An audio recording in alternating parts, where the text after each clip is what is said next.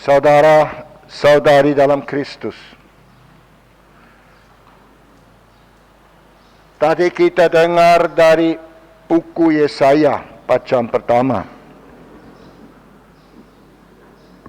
Buku Yesaya meliputi sebenarnya 3 bagian dalam sejarah umat Israel.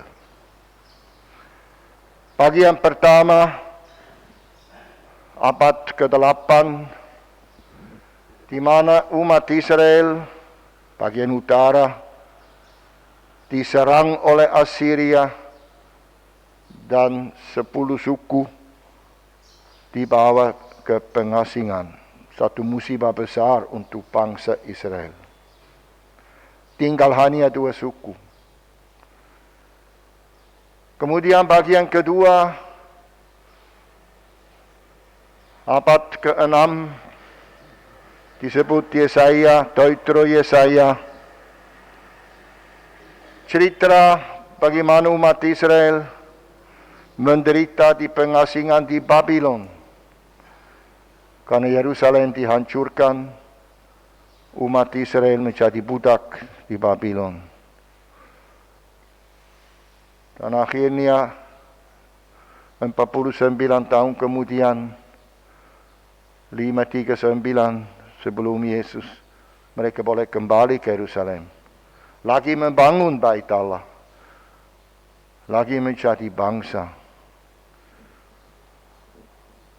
Ini dalam cerita, dalam bacaan pertama kita dengar bagaimana Nabi Yesaya mengingatkan umat Israel bahwa karena belas kasihan dan cinta kasih Allah, mereka diperbolehkan kembali dari Babylon, dari pengasingan.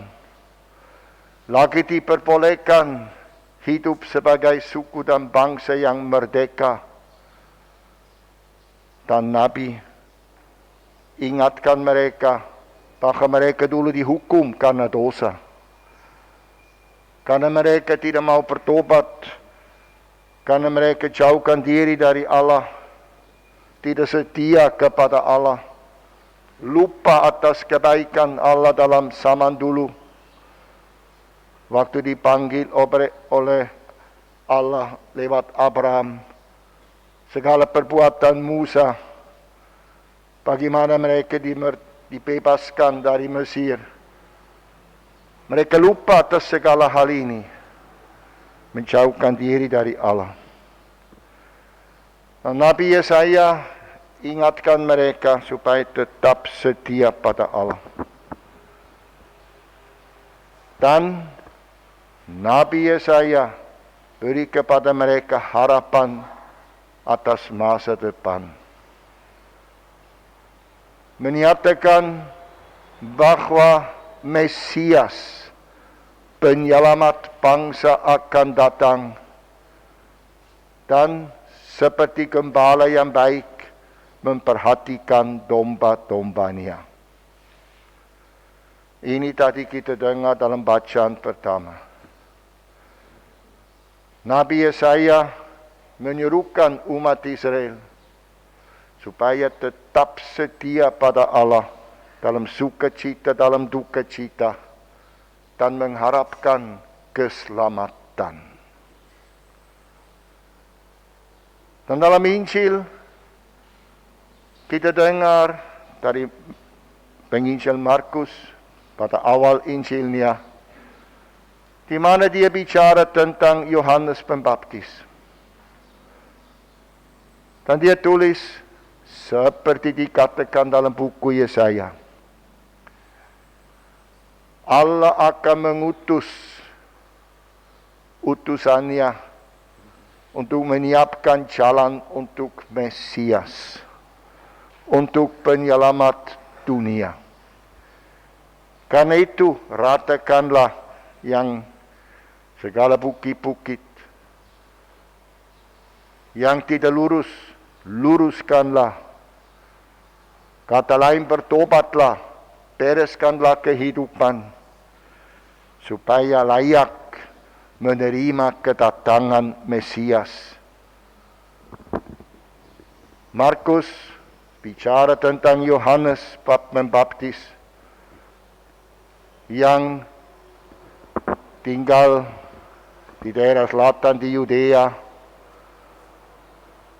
yang berkhotbah tidak jauh dari Sungai Yordan, tidak jauh dari Laut Mati, di gurun, hidup sederhana, hanya satu tujuan, mewartakan kedatangan penyelamat dunia, Mesias.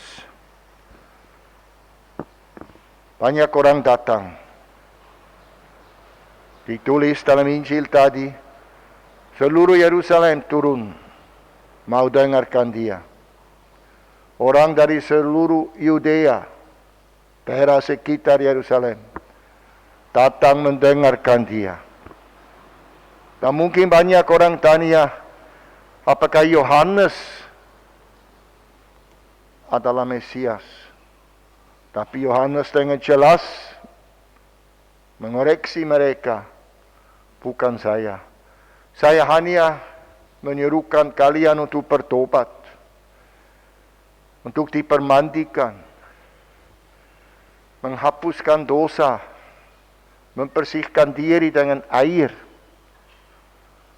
Tetapi sesudah aku datang yang mempermandikan kalian dengan Roh Kudus. Yohanes selalu tunjuk kepada Yesus, kepada Mesias, Putra Allah yang datang. Dan ini tadi kita dengar dalam Injil. Kita lihat Yesaya membawa kita ke Yohanes Pembaptis hari ini. Dan Yohanes Pembaptis membawa kita kepada Yesus. Yesus yang datang membawa kerajaan Allah. Pengampunan. Tidak hanya keselamatan di dunia ini. Karena dalam bacaan kedua, kita dengar dari Santo Petrus sendiri. Dunia ini sementara. Harapan kita atas keselamatan tidak hanya di dunia ini. Memang kita semua ingin makmur, ingin berhasil, ingin sehat jasmani. Kita ingin keberhasilan di dunia ini, betul. Tapi sebagai pengikut Yesus, kita punya harapan lebih jauh. Harapan mutlak. Kita mengharapkan kehidupan abadi. Seperti Santo Petrus menulis, bumi ini akan hilang. Yesus sudah omong begitu. Langit dan bumi akan hilang, tapi sabdaku tidak akan hilang. Dan saat akan datang dunia ini binasa. Santo Petrus bicara dalam api. Mungkin gempa bumi kita tidak tahu bagaimana. Seperti Yesus juga omong sedemikian. Karena itu harapan kita bahwa kita memperoleh keselamatan abadi.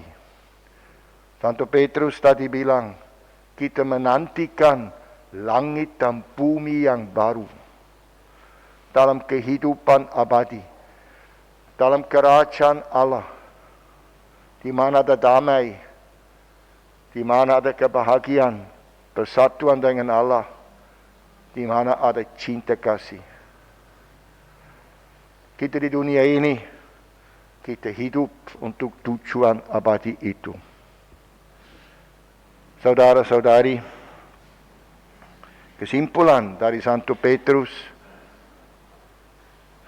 kita harus siap siaga. Walaupun kita tidak tahu persis kapan Tuhan datang, kapan semua hal ini terjadi, kapan kita dipanggil Tuhan, kita tidak tahu. Tetapi kita tahu dengan pasti akan terjadi. Karena itu kita harus siap siaga. Seruan Yohanes Pembaptis supaya membereskan kehidupan selalu bertobat, selalu memperbaharui diri, menjadi satu tema penting dalam masa Advent. Dan kita siap menunggu, mengharapkan kedatangan Tuhan yang kita merayakan waktu Natal. Marilah kita saudara-saudari ingat atas tema ini, tema harapan. Marilah kita selalu mengarahkan diri kepada Tuhan yang menjadi harapan kita atas keselamatan abadi dalam kerajaan Allah, dalam langit dan bumi yang baru. Amin. Dalam nama Bapa, Putra, dan Roh Kudus. Amin.